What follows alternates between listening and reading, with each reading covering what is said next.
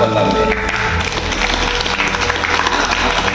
பாட்டில் பார்த்தீங்கன்னு வச்சுக்க பெருமையாக தான் இதில் காணப்படும். ஏன்னா எல்லாமே எம்டியா இருக்குல்ல.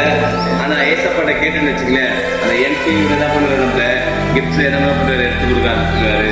பாருங்க எதுவுமே இப்ப என்ன தெரியுதாடா? ஓகே இங்க வரையா சாப்பிட்டியா? சாப்பிட்டியா?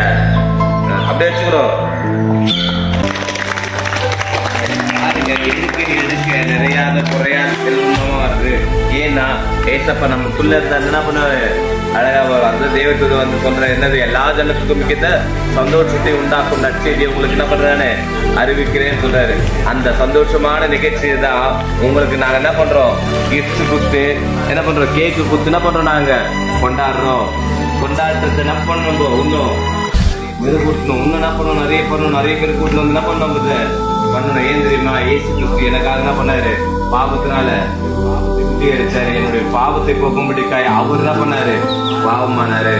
பாருங்க, நான் பரிசுத்தரா இருப்பது போல நீங்களும் பரிசுத்தமா இருந்து சொன்ன ஒரே உதவி யாருதாங்க, ஏசப்பா மட்டும்தான். அப்படிப்பட்ட கடவுள் என்ன பண்ணோம், நம்ம உண்மையா நேசிக்கிறோம். தேங்க்ஸ் பண்ணி போய்